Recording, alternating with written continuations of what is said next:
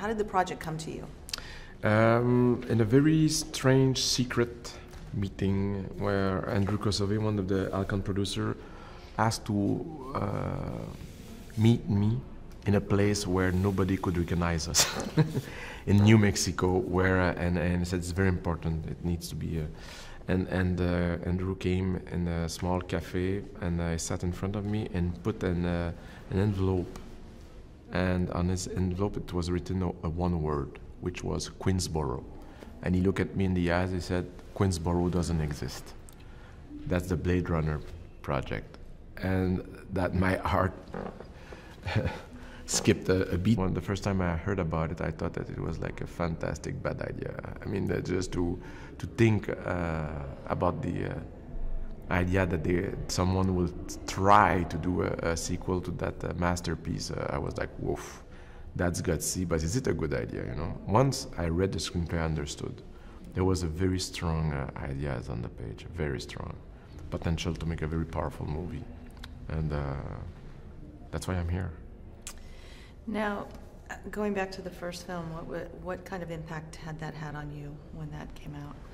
I saw the first film. I was a young teenager back then, and I saw this movie right at the moment when I was starting to think about I was starting dreaming about the idea of being a film director, and that's Blade Runner is like definitely a perfect example of what a director can be, which is an author. It's really a director's movie with a very powerful vision. And aesthetically, it was a revolution at the time. There's a before and after Blade Runner. The future that was depicted in the film was so precise, so powerful, so it's something that we had, again, never seen. So it's like it was really a movie that stayed with me through the years.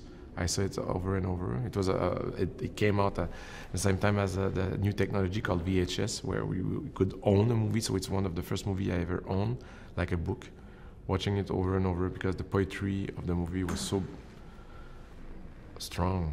Yeah. What was the most based on that, and once you were on board here, what was the most challenging thing for you in telling this story?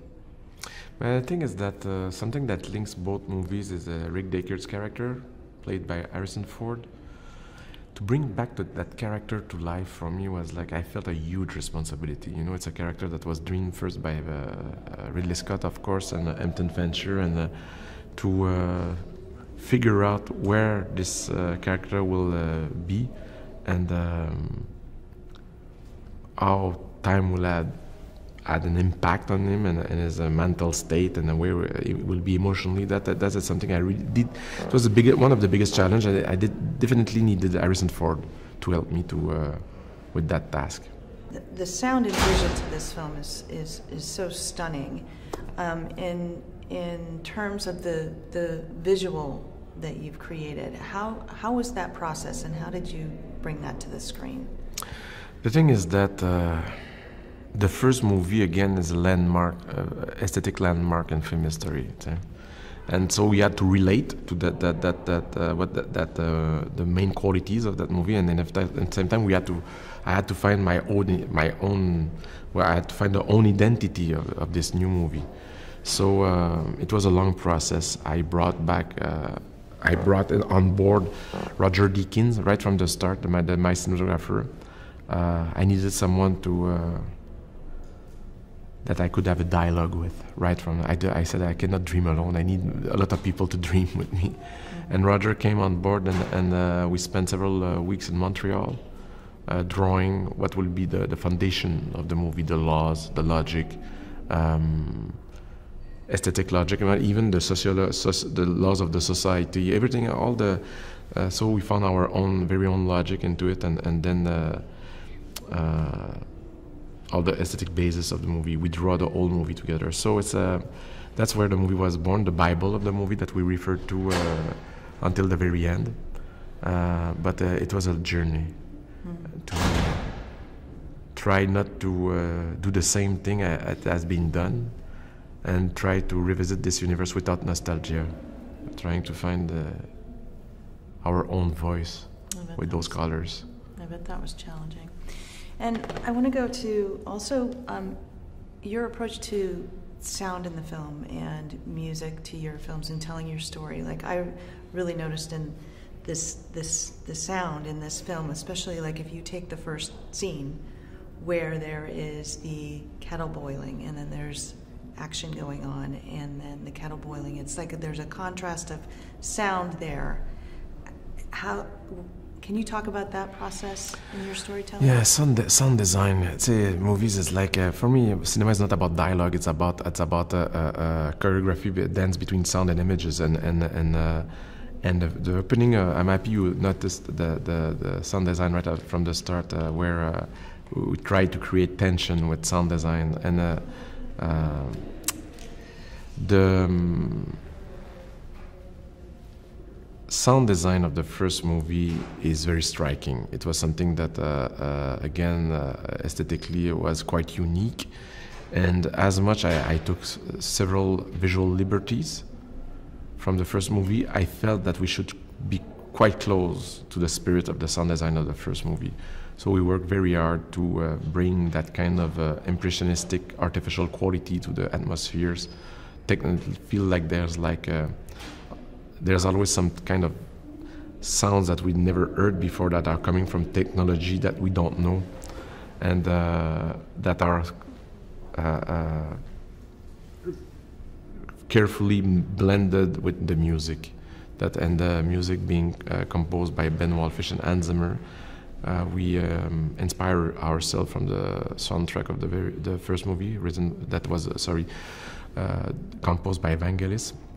We use the same instruments, trying to very old synthesizer called CS80 that is a beast. It's really a very specific instrument that is. What is interesting is that it's half analog, half electronic, and it's like really difficult to play with that synthesizer, and it creates those insane and powerful sounds that you can hear in the movie. That is a strong reminiscence of the first movie. So it's like I would say that as much as I wanted to be free from the first movie, there were some elements that I insisted that will be very familiar with the first one, sound and music. It was very impactful. Now, in speaking of this story, what if you had to describe this story without obviously giving too much away, how would you describe the story of Blade Runner 2049 and the themes involved?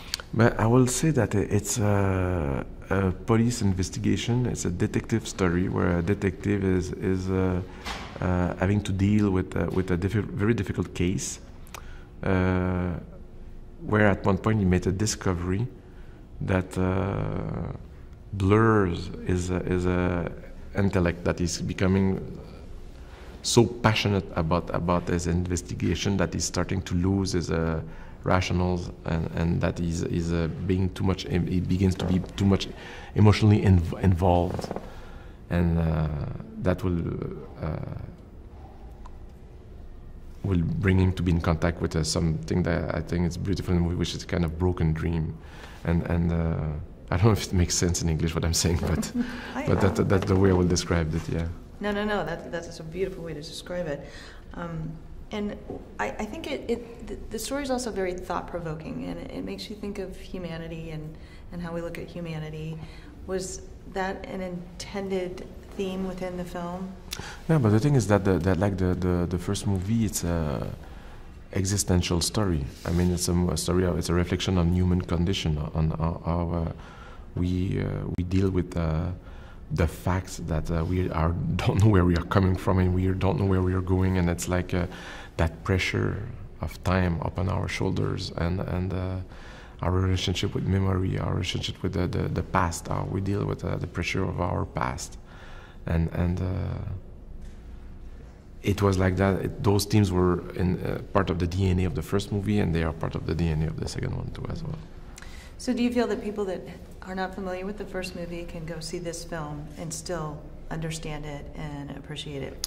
That was one of the big challenges we had to figure out a way to make sure that it will be a standalone, so people could appreciate the story for itself, even if they had not seen the first movie. I think that it's a good idea to see the first movie first because it's a fantastic film, and secondly, you will be more familiar with the universe right from the start. But if you don't, you can still enjoy the movie. Yeah. Good. And I have one last question. I understand that it is being released in 3D as well. Have you had a chance to see it in 3D? The thing is that I supervised all the versions with Roger Deakins. We did all the and that was by far. I was used to do one copy, and then we had all those versions, and the 3D process is something new for me. It's something that I was not used to. It was my very first time I was doing a movie in 3D, and it's a science in itself. And the team behind it, they put a lot of passion and skills to be able to create a 3D version out of this movie. I was quite impressed by what they were able to achieve and to bring to the story in 3D. Yeah. Hey, Vale here! Now, hundreds of movies come out every year, but very few are hits. Here are America's top 5 highest grossing movies, adjusted for inflation, according to Box Office Mojo.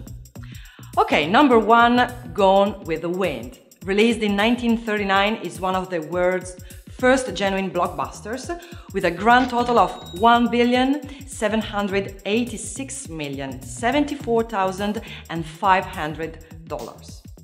Number 2, Star Wars from 1977, the George Lucas space opera that launched 1,000 action figures and almost as many sequels and prequels, still reigns supreme in the Star Wars universe, with a total take of $1,574,577,200. Number 3, The Sound of Music from 1965, The Hills Are Alive, with the sound of $1,258,951,900 in domestic ticket sales. Number 4, E.T. the Extra-Terrestrial, the biggest movies of 1982, is also the 4th biggest movies of all time, with a grand total of $1,253,992,300. Number 5, Titanic from 1997. James Cameron's award-winning film took in $1,197,594,300 during its theatrical run. So, do you think that it's valid that these films made that much money? Let me know in the comments below. See ya!